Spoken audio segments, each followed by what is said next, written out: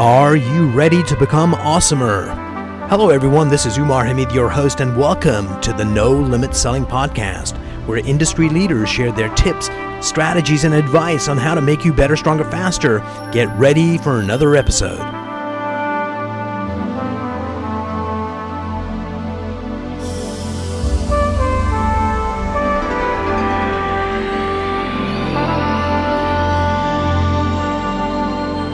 Hello, everyone. Today, I'm excited to have Jim Allen here with me. He's with the Jim Allen Group, the founder. Jim, welcome to the program. Hi, great to talk to you tomorrow.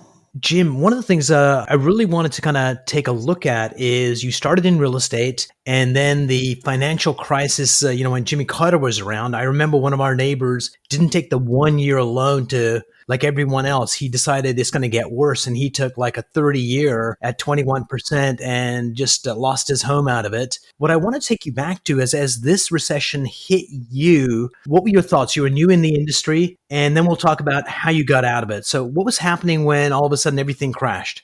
Well, when the first one happened, interest rates because of oil had just gotten completely out of hand. And as interest rates continued to escalate, buyers just weren't able to qualify. You had to figure out different loan programs. So for someone like me, especially brand new to the business at the time, no clue what I was doing.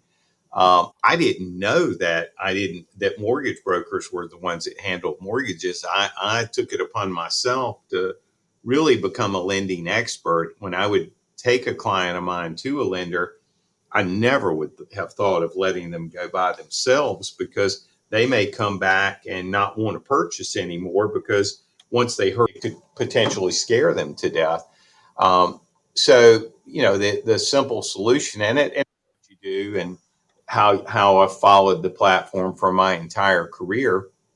Once you find out what a problem is or what's causing it, then you become an expert in that individual portion of it. And it just assists you every time it happens. I mean, as much as starting out in the middle of a recession was a bad thing, the truth is it armed me with the ability to fight off the next one in the next decade and the next one in the next decade. Because every 10 years we run into some kind of stumbling block. Right. It's just a matter of which one is which. What's kind of interesting, a couple things that I kind of picked up from what you were talking about. One of the things that people that are successful do is when a problem comes up, they lean into it. And like you said, you wanted to learn everything about it, whereas most people either ignore it or run away from it. And a mark of a leader is, hey, let's lean into it, figure out what's going on. So A, kudos for that. And two, it's really interesting. Before we started recording, you were talking about, it's those recessions and the problem areas that really slingshot your business forward when you come out of it, if you've got the right mindset. That's right. I mean, an example for me, I had a pretty steady volume and back in 2007, before the '08 banking crisis hit. I had about 120 million a year is what I was closing, pretty decent average, just kind of. Yeah, very good. Well, when '08 came, obviously, everybody else had to kind of figure out what direction to go in. And they kind of went in little cocoons, or they pulled their heads way back because they didn't want to get exposed or get hurt. Well, I saw that as a growth opportunity, and I went around to all the local banks who at the time didn't want to loan money out to builders or to do anything else. And I had been saving my money for some time. And so I started bargaining with the banks on behalf of my clients. And I said, listen, guys, if I put X amount of my own personal money here, what will you loan out? Well, at first, it was like almost dollar for dollar the first year, because they really didn't even want to take on new construction loans. They were like terrified. And then it got to be 2-to-1, and then 5-to-1. And then, it's not quite back up to the 10-to-1 that it was pre-recession in '08, but it's pretty daggone close now. So this is pretty quite literally putting your money where your mouth was. That's right. And, the average real estate broker and I would quote this person, but I don't want them offended. I was sitting in a bank office in '08, and the bank was trying to decide how to save themselves. How do we keep from going out of business? And they called myself and several other leaders in our community in, and we're sitting there. And one of the brokers sitting there said, "Well, Jim, I'm a broker. I make 6% if they lose 200,000, and I make 6% if they make 200,000. So I'm a broker." And I said, "Well, that won't help right now because you made your money on the backs of all these guys you're talking about losing money. What happens if they all go out of business?" He said, "Well, guess what? There'll be a new group of pickup trucks right behind them, their sons or whoever." And I said, "Not this time, because this could be generational. If a gentleman who's done it for 50 years goes out of business, do you think his child's going to become a builder?" And a lot of Right. the builders in our marketplace were children of people who had been builders previously. And the president of that bank kind of agreed with me. They were looking for, what are all your good ideas? And at the time, I suggested starting to do a buyback program where, we could still sell our new home at full price, but we bought the other person's house to leverage into it. So at least we got our money back out of the new one. And then over time, we try to sell the resale, or we keep it as a rental to get building. But, there are different tools that you use, and you got to have them all in your tool chest to get successful. But out of that launch, last year we closed right at $500 million worth of business. When in '08 we were lucky to do 100 million, and we actually in '09 dropped down to 88 million in production. We launched out 500. Well, this year so far we've got pending over 700 million this year. And our goal right now is we'd like to start doing $1 billion in annual sales. So we started. I've been thinking about this goal for a while, but October was really the first time I implemented it to my team and started showing them where I thought we need to go in order for that to occur. And last October, same time period, we did like 127 sales and 57 million in sales. Well, 57 million in sales um, only ends up getting you, hang on, I'll do numbers real quick, 700-ish? 700-ish, which is where we are right now. So I implemented it beginning of September. So when we got back our October numbers, we just set an all-time record for our own team, both sides.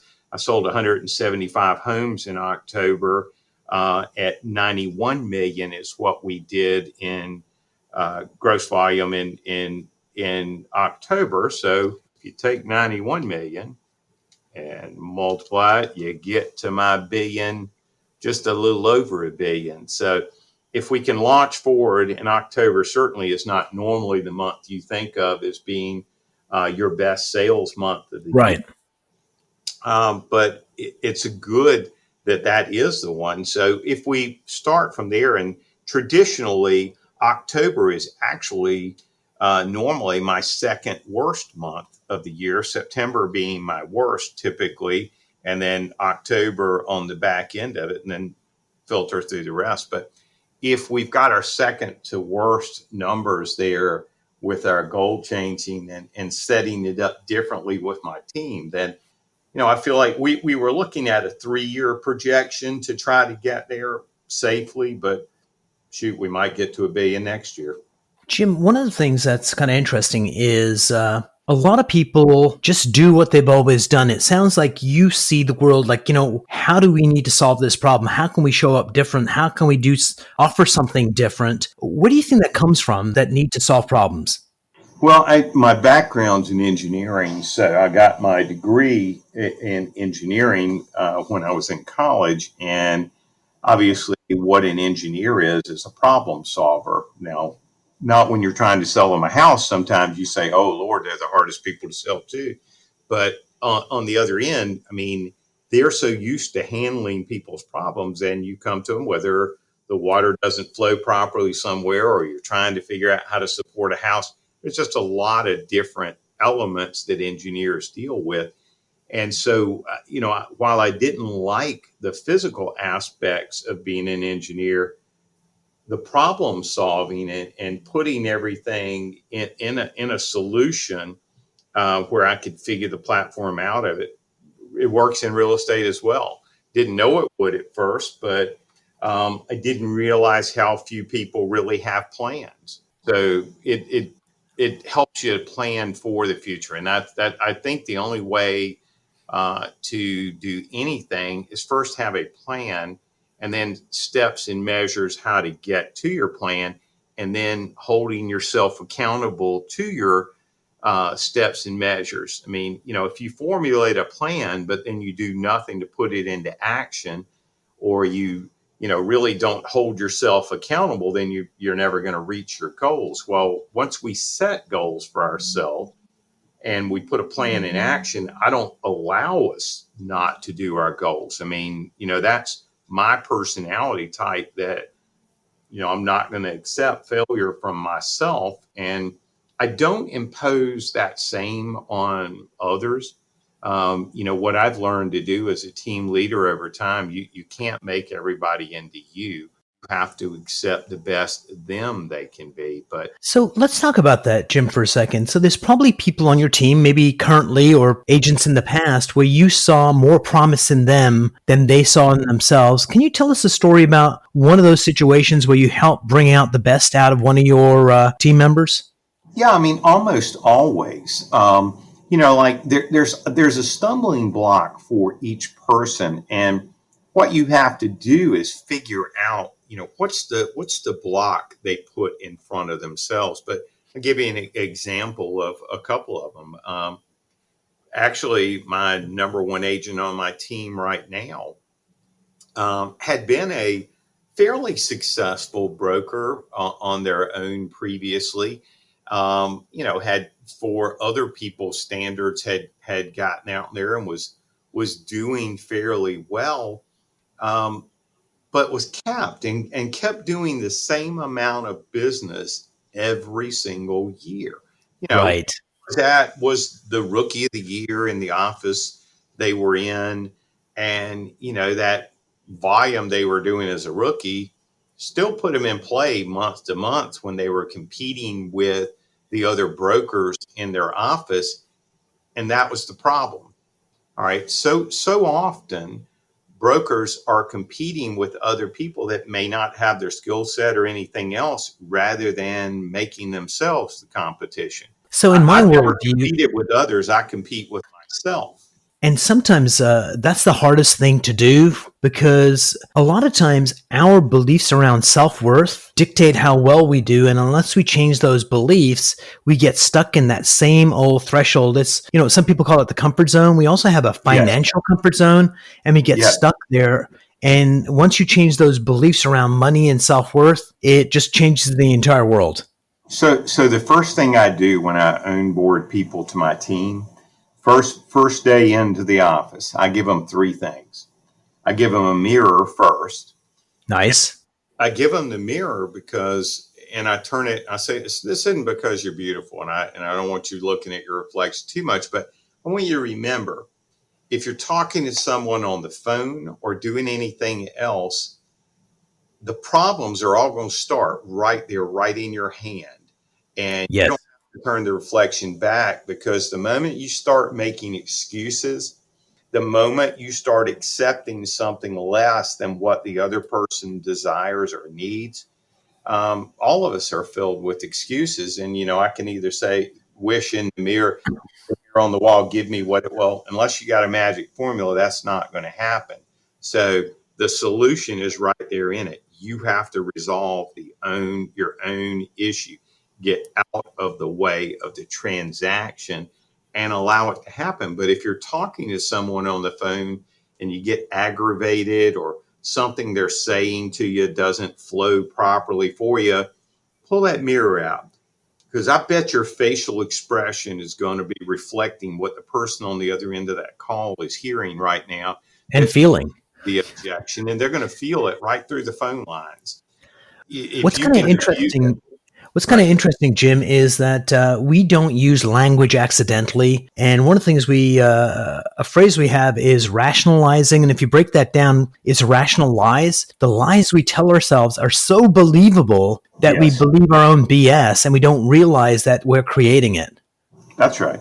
So one of the things I inherently tell people about myself and what I would like to get to this point is I don't have filters. Like my mom used to warn people coming in, oh shit, be careful because he doesn't have filters. He is liable to tell you what he really thinks. Well, the world doesn't necessarily always, Umar, like hearing the truth. I mean, they'd prefer somebody to tell them their covered up lie. Well, I was never smart enough to remember the lies. So I tend to just get rid of that completely and go the other way. But I also, so the next thing I'll tell you, which this won't be popular with all your guests, but the next thing I do is I give them a daily read Bible and I suggest to them, listen, I don't care if you read it cover to cover, you don't read it at all, but the format it comes in, it's got an Old Testament, New Testament, proverb, and a psalm every day. If you don't read anything but the proverb,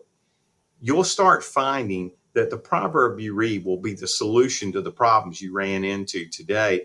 Or maybe you can put your problems back in that little problem solver and start working from there because I don't know if you've read much of Proverbs, but it's really common sense solutions to the world. Yes. I've And not read them, so, but I've heard them. right. So anyway, that's the second thing I hand them. And the third is, yeah, and this teaches them this in all formats. I give them a pair of scissors. Like, okay, why would you give me scissors? Well, every time there's a string hanging off of one of my signs, or balloons still hanging, or we've left trash somewhere, and I'm trying to get them to understand this everywhere. If a bird poops on one of my for sale signs that's sitting out in front of a property, you may still be able to see the number, but the person looking at the number won't see the same sign. And Yes. reflection all the way through on everything. Little things are the most important things. I can't sell something as big as a $2 million house because it's too large to sell. What I can sell them instead is a sink faucet. I can sell a countertop. I can sell a door pull. I can sell the things that are sellable. No one on earth wouldn't be able to afford to pay for a cabinet pull. So I can reduce my sales equation to the very smallest detail of something rather than trying to sell the whole. I believe in selling the details of the whole thing as you go through. And if you sell something to someone that way, it's many wins. And a bunch of many wins add up to, okay, well, there's all our wins. I don't see any losses on this other side. Maybe that's a good thing for you to follow through to do. So, Jim, one of my favorite quotes, and I've got a million of them, but this one is from Einstein. It goes something like this: I don't like simplicity, but simplicity on the other side of complexity is a beautiful thing. And what you've described is, with those three things, the mirror to really let the authentic you show up and kind of reveal your own BS when you need to. The Bible to give you knowledge every day that you can use because you need to get better as you go. And the third thing with the scissors, which is a great metaphor for looking after the small things, is that right? It's the Yes. simplicity on the other side of complexity that allows realtors to shine. See, and what's wrong though, like if you're trying to coach someone else or trying to help someone else gain footing, if you today, I mean, Umar, if you joined my team and you wanted to duplicate my footprint, that damn, you'd get swallowed up in it before you got started. And unfortunately, the methodology that all big brokers use and also big companies use is they put this big plaque up on the wall for agent of the month or annual sales of the month or Yes.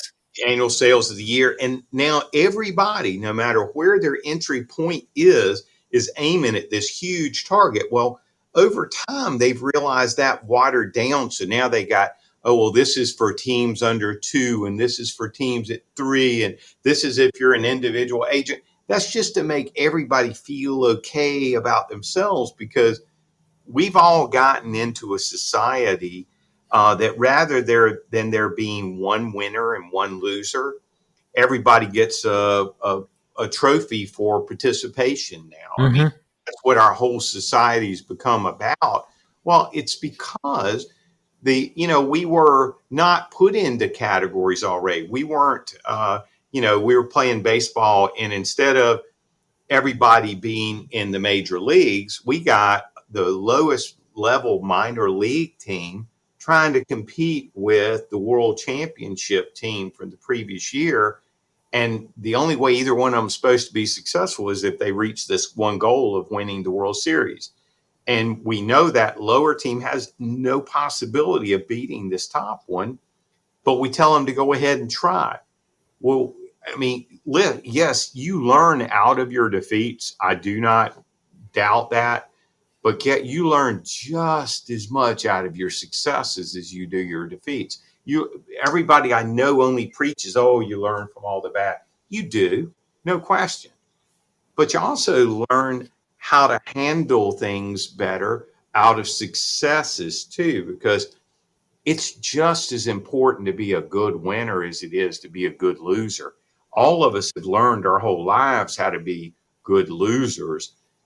It's just as important when you sit on top of a mountain to learn how to be there humbly, because guess what? All the people who helped you gain your footing, that helped you build your business over the course of time, all those same people that you see going up, if your head gets so large you can't get through a door, you will see them as you shrink and go back down to the bottom on the other way as well. Right. It'll be the same people, but I think the brokerage community is starting to learn that we all need each other, and that we're not really out there eating each other alive, because while there are some people you may compete heads up for one little particular piece of business, over the course of your time, if you take time to recognize it, you only run into that person competing for other property, maybe 5 or 6 times in a career, where it's heads up, it's me or you, unless you're the only two brokers in a little small town, that's not going to happen. But if you're in Yep. Raleigh's not an enormous town, but we're about 2 million people across a bunch of little mini towns around here. Um, so, in comparison to other metropolitan areas in the country, it's not a big population, but we've got about 9,000 realtors in my little area we compete with. So for me to go heads up with just one isn't going to happen every day. I mean, it No. does, but not every day. And we all have different things we're good at. One of the things I learned to do, and it's what I learned to do in the last recession, and it went along with putting my money in some of these banks. I learned to get off my knees begging for listings and to create my own listings. So I do an awful lot of urban infill. I do an awful lot of lot development myself, where I'm taking, actually, I become the purchaser. So, I get a home in certain price ranges. Rather than waiting for the market to sell it, I go buy it, split the lot in half, and then go repackage it and sell it to someone else. I mean, what I find, in order, at some point, you will outgrow what the best of sales approaches in the little marketplaces you work in. You'll outgrow your ability to continue to grow your business unless you find new ways to get business, and or to learn to start producing it yourself. So I'm in a marketplace where my team, like say, will do 700 million this year. Guess what second place team in my market will do this year? 200? 118. So we're 7 times bigger than second place. Well, if I'm competing with second place, what's going to happen, Mark? You're going to go down to 200, like I suggested. That's right. I'm gonna get lazy. I'm gonna be, you know, Complacency. Yeah, I definitely. only see so many of their signs. But if you today, wherever you sit in your life, whatever it is you're working on, um, I guarantee you, whatever you did yesterday that did not kill you, if you worked the hardest you think yesterday you've ever worked in your life, but you didn't die, I guarantee you, if you come back today, you got 1% more. I mean, you may not be able to jump on and become a different I can't become Warren Buffett tomorrow, but I can become a 1% Jim Allen tomorrow than I was yesterday. Uh, And, that 100% doesn't cap. So if you keep becoming 1% better every year, like next thing you know, I mean, and I just told you, I used to be one of those 100 millionaires. That's still in '08 when I was at 100 million. That was, what the highest anybody was doing. Well, come forward to 2020. Now I'm at 700 million, but second place is still at 100 million. I could have stayed at 100 million had I chosen to, really easily. You know how? I could have kept all my systems the same. I could have not chosen to grow. I could have never bought a house or a property or taken any risk. I could have been that broker that makes my money go in one way or makes it go in the other. So, in other words, if the market gets in trouble, I go out and take a class on how do you help people go through foreclosures? How do you help them do short sales? And then when it gets good again, I just sit back and catch whatever little portion of my business I can catch. Or I can take control of my own business, put the financial gains I make in any particular time over here on the sidelines to wait and be conditioned that once things get to the bottom of the trough again, I need to go full in while everybody else is taking a break, waiting to find out what to do. I strike, and 2 or 3 years before everybody else gets ready, I put all my eggs back in. Now that's a risk taker, but you put your side little bit on the side as your comfort, and then you go back in. Jim, this was such a great interview. And the one thing that I took away from this more than anything else, it's when there's a problem, lean into it. That's where you find opportunity. Jim, we need to do another podcast later on. We're going to talk about how you built your team and how you grow your people. And thanks so much for being on the program. You're welcome. One thing I do want to say before I get off, Sure. the one thing all of us owe to the profession we take something out of every day. Think about what your contribution back can be. You made your money a certain way. You took all of it out. Now, once you get to a position of success, how do you give back? The reason I agreed to do this with you today is one of those things. I'm not charging you for it. I'm not charging the people that talk to me about it. We figure a lot of tax solutions, anything you can think of. We have something we can help you with. Well, I offer that all up to every other broker that comes in contact with me for free, because I realize only the ones that are on the top quartile are going to do anything with it. The rest of them, it'll be good for their tool shed. And one of these days, maybe they'll use some of it. They may not, but at least we improve our business, because knowledge is not meant to be locked away. It's meant to be shared. Words to live by. Thank you so much, Jim. All right, buddy. Thank you.